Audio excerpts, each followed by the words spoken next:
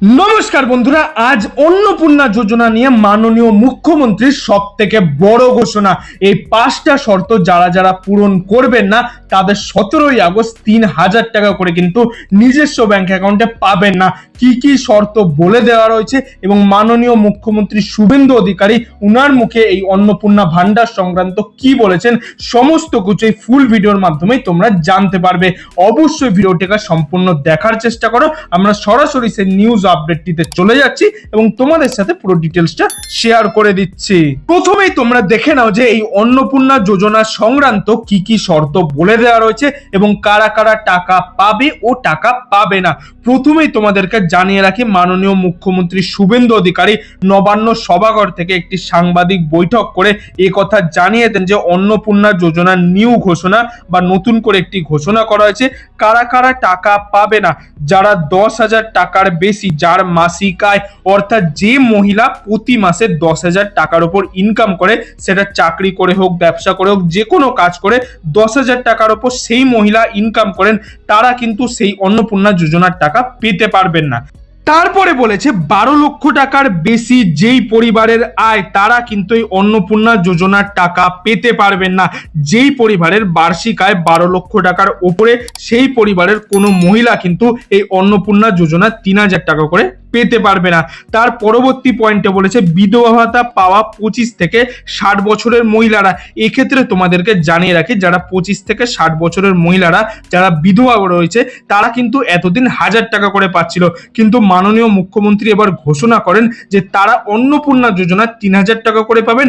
বিধবা ভাতাটা তারা 1,000 টাকা পাবেন না, সেটার বদলে অন্নপূর্ণা যোজনায় তাদেরকে 3,000 টাকা করে দেওয়া হবে। যারা বার্ধক্য ভাতা পাচ্ছিলেন, তার সেটা যেহেতু 60 বছরের ওপর, তো বার্ধক্য ভাতা যারা যেরকম পাচ্ছিলেন তারা সেরকমই কিন্তু 1,500 টাকা করে পেতে পারবেন। তারপরে বলেছে পুরো এলাকায় 3 কামরার বাড়ি বা ফ্ল্যাট থাকলে পঞ্চায়েত এলাকায় এই নিয়ম প্রযোজ্য নয়। অর্থাৎ যারা পৌরসভা বা কর্পোরেশন এলাকায় থাকে, শহরতলি এলাকায় থাকে, যাদের বাড়ি 3 কামরার মানে 3টে ঘর রয়েছে, পাকা ছাদ রয়েছে, পাকা দেয়াল রয়েছে বা ফ্ল্যাটে বসবাস করে, তারা কিন্তু এই টাকা পাবে না এবং এটা কিন্তু কোনো পঞ্চায়েত এলাকার জন্য প্রযোজ্য নয়। যারা গ্রাম পঞ্চায়েত এলাকায় থাকে তাদের জন্য কিন্তু এইটা প্রযোজ্য হবে না।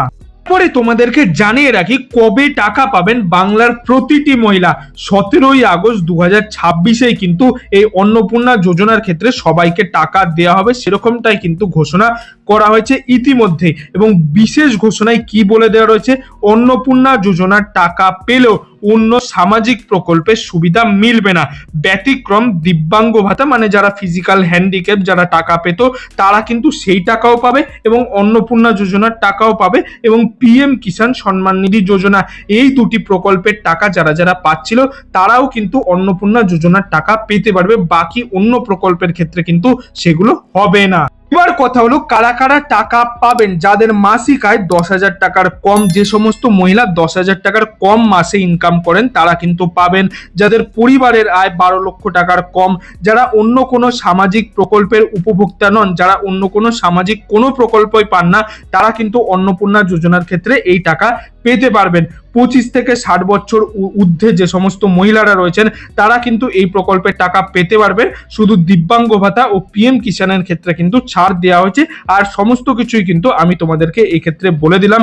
17ই আগস্ট থেকে টাকা ছাড়া শুরু করা হবে এবং ধাপে ধাপে কিন্তু প্রতিদিনই তারপর মনে করা হচ্ছে যে টাকা ছাড়বে, পুরো মাসটাই কিন্তু তারপরে টাকা ছাড়ার প্রক্রিয়া চলবে।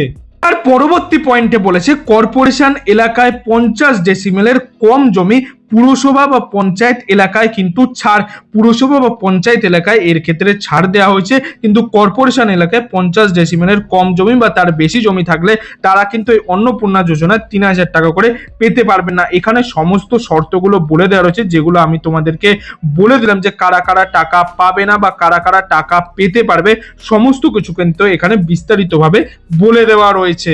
এবার তোমরা দেখে নাও যে মাননীয় মুখ্যমন্ত্রী শুভেন্দু অধিকারী সাংবাদিক বৈঠক করে এই অন্নপূর্ণা যোজনা সম্পর্কে নিজের মুখে কি ঘোষণা করেছেন। 17 তারিখ থেকে এত বিরাট এলাকা, বিরাট টাকা 2-3 দিন লাগবে অ্যাকাউন্টে ট্রান্সফার তারা করতে থাকবেন।